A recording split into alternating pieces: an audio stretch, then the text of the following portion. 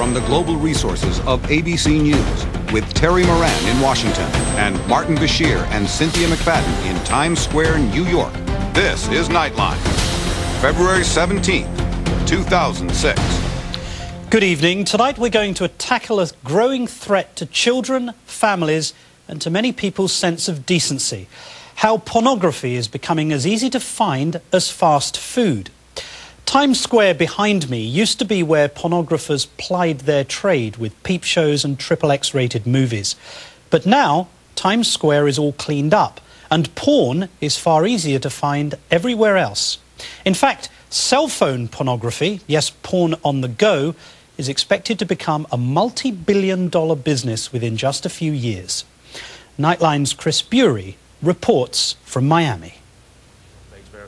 So we've got to work on that to make sure we've got better potential revenue returns. At first glance, this looks and sounds like a typical conference of business bean counters. Proper steps have to be taken in order to ensure that we create an environment where every part of the value chain can thrive.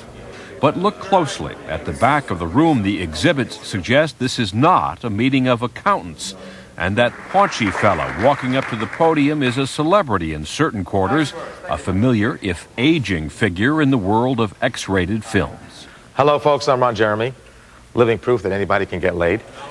And after the buffet and a couple of cocktails, these eager entrepreneurs are enthusiastic about their new products. It's man's new best friend. Man's new best friend, according to those attending this conference in Miami, is mobile adult content, or MAC, a polite euphemism for cell phone smut. You take the number one thing that sells on the internet and you take the hottest technology. What do you get? You get mobile porn. The whole idea here is to be able to get porn in your pocket? Porn in your pocket. Todd Spate is pushing a whole line of phone products in which size does not matter. These are called Pocket Girls? Pocket Girls, yeah. We also own Pocket Guys, and we're doing the Pocket Network. From Pocket Girls and Guys to cell phone sounds known in his corner of the skin trade as moan tones. What is a moan tone? A moan tone is when your phone rings, instead of having a traditional ringtone, you can use one of these audio files to signal a call coming in. You get the idea. In the last few years, of course, major music and media companies, including ABC, have been pushing their content to all kinds of new handheld wireless devices, phones, Blackberries, and video iPods. We're coming in behind and say, well, that's great, but we really know what you really want to look at.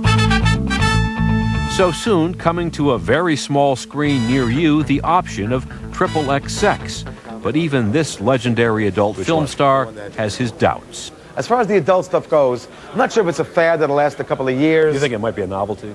I think it's a novelty having adult programming on a cell phone. I'm not sure if a guy can actually use it to pleasure himself, as Ruth Westheimer would say. But I know it's like, hey, Louie, look at these two blondes here with Ron Jeremy.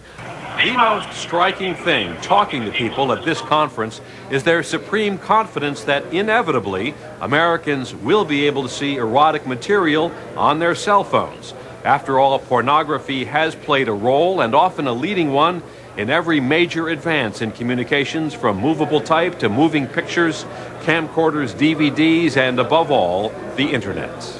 Look where adults started, look where it is now. I mean, you can't get rid of us, it's only going to get bigger. Every time we get into a market, be it DVD, reality sites, websites, I mean, we're number one. In parts of Europe, including the United Kingdom, adult content is already available on cell phones. Veteran Ron Jeremy has his own racy channel, RJ Mobile. And I handpick every scene. And the big European wireless companies such as Vodafone are now profiting from phone porn, though it's still a small slice of a huge industry that rakes in more than $30 billion a year. We do get a revenue share from the content. And I think the reason that some of our markets do offer adult content is because there is significant customer demand for it, and ultimately we're in the business to meet customer needs. The aspiring adult marketeers here understand that the mainstream American cell phone companies are cautious about embracing the concept of pocket porn. So the adult content industry is hell-bent on convincing the American public that it can provide adequate safeguards before the government does it for them.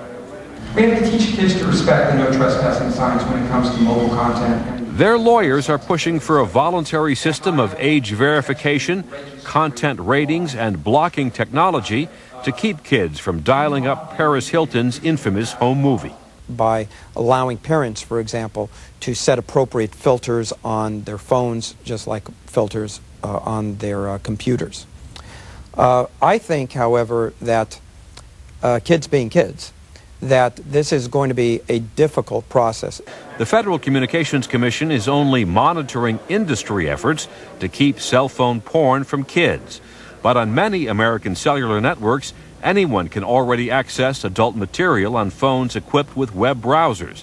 The only age verification is answering yes to the question, are you over 18? And several U.S. companies, including Hustler and Zobel, already provide pocket porn. We've grown from 4 people in a garage to 2 football fields full of office space, 200 employees, 52 developers, $8.5 million worth of equipment that we've bought, paid for, and built ourselves in our own data center. So far, the biggest American companies have not allowed porn on their own cellular networks, but industry veterans point to the American hotel chains that now quietly profit from showing X-rated movies on their televisions. The adult content providers see a similar model for cell phones, though they plan to start out slowly, perhaps with lingerie models and swimsuit shots. We'll probably see a crawl, walk, run from the aspect of explicitness levels. We'll see glamour that may go into some nudity or topless, so that at a point when the carriers and the subscribers get comfortable with the process, there'll be a mechanism for becoming more explicit. You think that's inevitable? I think it's inevitable. In America, they're a little bit nervous. Like, they all see, like, the stockholders are always afraid of knowing that we're dealing in the adult world. We're going to bed with pornography. But then they see the money coming in going, hey. So you think the money is going to win out here? The money wins out most of the time. Indeed, the American market for sex on the smallest screens is now estimated at up to $2 billion a year. The biggest, best-known players in adult entertainment are breathing heavily in the wings, and history tells us that as the technology advances, pornography is likely to once again lead the way. This is Chris Bury for Nightline in Miami. Technology's unsettling new wave. Nightline's Chris Bury, thank you.